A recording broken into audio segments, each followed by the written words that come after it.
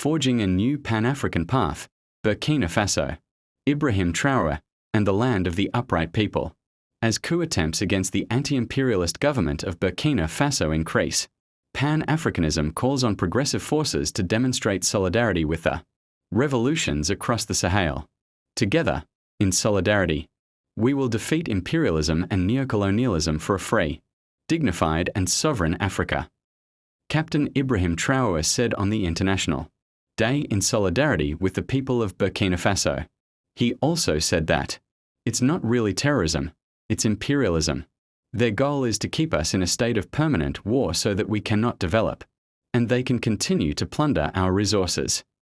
Since his ascension to power on September 30, 2022, Captain Ibrahim Traore has become a powerful symbol of Pan-Africanism and a stark contrast to the previous state of affairs in Burkina Faso. His leadership embodies unquestionable patriotism, committed sovereignty, and a clear vision for the future. The emergence of Captain Ibrahim Traore and a similar style of leadership in the Sahel has reignited confidence in Pan-Africanism and inspired the youth throughout Africa. This beacon of hope has triggered aspirations among citizens across the continent regarding how their countries should be governed. Indeed, due to his unwavering commitment and patriotism, Captain Ibrahim Traore has become a star, an inspiration, and a champion of anti-imperialism, posing a genuine threat to imperialism in Africa. He is forging a new path not just for post-colonial African nations, but for the world. Under Traore's leadership, the government of Burkina Faso is actively responding to the needs of the people in real time, clearly demonstrating its ability to effectively solve people's problems. To mention a few examples, French military forces have been expelled, and civilian-led volunteers for the defense of the homeland, VDPs, now collaborate with the government and fraternal forces from Niger and Mali to combat terrorist groups, securing the nation through their efforts. The government has also nationalized gold reserves valued at $80 million, established a domestic gold refinery, and increased public sector wages. Under Traore's leadership, the government of Burkina Faso has initiated a bold effort toward self-reliance by launching an agricultural offensive. This has significantly increased agricultural production and led to a consistent GDP growth of 4 to 6%. These radical measures have not only boosted the economy, but also instilled confidence that the material needs of the Burkinabe people are being met.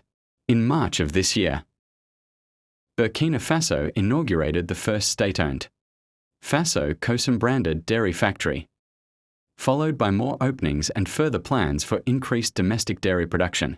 These actions echo the political project of Burkina Faso's assassinated President Thomas Sankara, 1984–87, under whose anti-imperialist leadership significant strides were made. Much like Traore today, Sankara insisted on self-reliance, agrarian reform, environmental protection, women's rights, education, healthcare, and the establishment of committees to defend the revolution.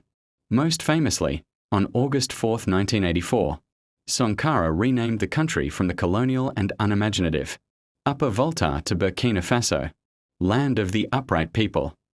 Like Sankara, Traore's government is removing colonial symbols throughout the country. Judges and lawyers, attire and school children's uniforms are switching to locally produced fabrics and styles. While this is symbolic, it also conveys a direct and clear message of patriotic pride in one's country, culture, history, and heritage. Simultaneously, this initiative champions local textile production. As part of commemorating the 36th anniversary of Sankara's assassination on October 15, 2023, Boulevard General Charles de Gaulle in Ouagadougou was renamed Boulevard Thomas Sankara. More than a symbol, this action represents an effort to recover the collective memory of the valiant Burkinabe people's history of resistance and revive Sankara's legacy within the country's popular imagination. In many ways, the steps taken by Sankara and Traore lie at the heart of the goals and aspirations that drove the Burkinabe people to fight for independence from French colonial rule. Independence, secured on August 5, 1960, was never meant to be reduced to flag independence. Although adopting a national anthem and flag were important steps, people were, to paraphrase Amilcar Cabral, fighting for concrete things. These concrete things are finally finding expression in the efforts of Traore's government, following in the footsteps of Sankara.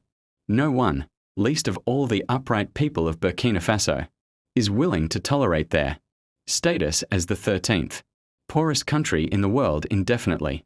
The popularity of Traore's government must, in part, be understood as a product of the Burkinabe people's intolerance for the poverty and drudgery imposed on them through decades of slavery, colonialism, and neocolonialism. A brief look at life expectancy and infant mortality statistics illustrates this starkly. A child born in Burkina Faso is 16 times more likely to die in its first year than a child born in France. And if they survive, they can expect a lifespan some 20 years shorter than their French counterpart. The legacy of colonial plunder by France and other imperial powers has left deep scars. Even after independence, mechanisms such as the Francophilic cooperation agreements perpetuated monetary, military, economic, and political dependence on France. The destabilization of Libya by NATO in 2011 unleashed a wave of terrorist activity across the Sahel. Gaddafi's Libya had served as a buffer. Once it fell, insecurity spread.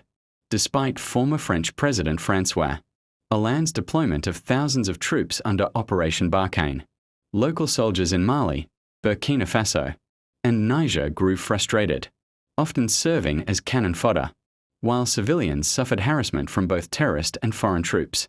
Many current Alliance of Sahel States, AES, leaders witnessed these abuses firsthand. Their commitment to sovereignty and development and a firm rejection of Western, especially French, interference stems from these experiences. Burkina Faso has enacted some of the boldest reforms within the Alliance of Sahel States. The junta's policies are radical, and Traore, a young and charismatic leader, enjoys widespread support at home and across Africa. Indeed, he may be the most popular African leader since Thomas Sankara.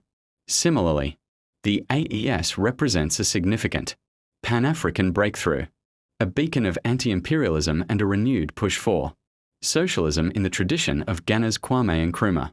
This underscores the crucial need for solidarity with the AES, as it embodies the shared aspirations of the African people for genuine freedom. 4 generations of African revolutionaries. The AES is not just a source of optimism but a beacon of hope. No AES leader has declared socialism as a final goal. Instead, they have focused on building the necessary social foundations.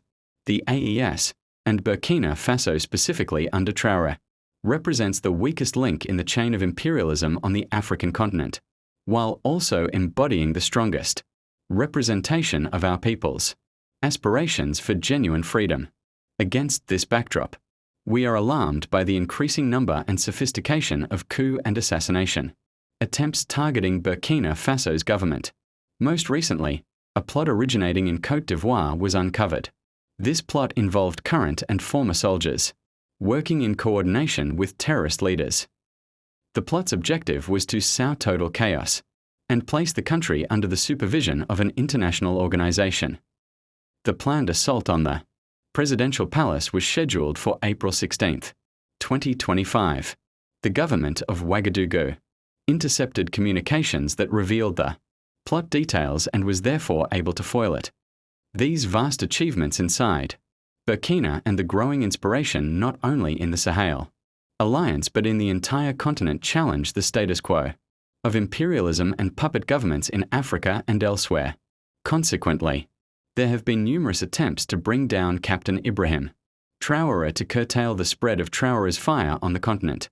We must understand that despite all exemplary deeds and courageous patriotic actions, Traore's revolution, like those throughout the AES, remains fragile. It is young and confronts immense challenges, including economic pressure, ongoing security concerns, and sabotage from imperialist powers and their sympathizers. Burkina Faso's government and people operate in a highly hostile environment. What then should the posture of progressive forces be?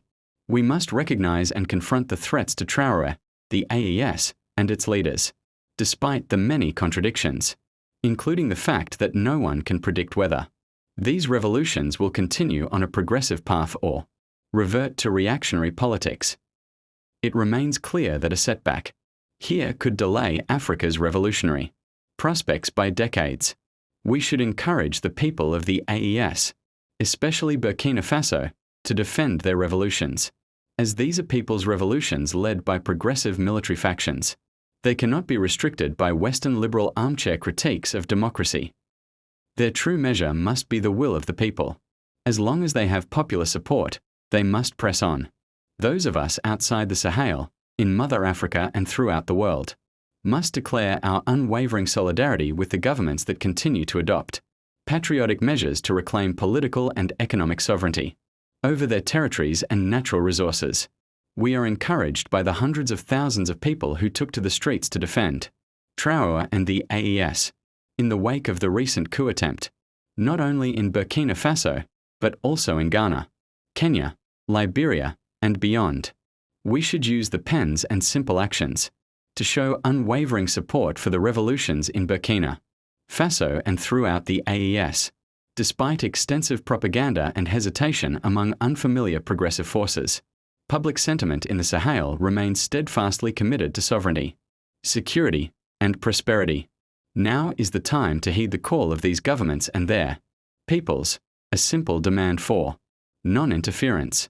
Let us build on the sentiment of Africa Liberation Day to unite with the popular and revolutionary forces in the Sahel in their struggle for complete sovereignty, total national liberation, and the broader goal of a unified and free Africa.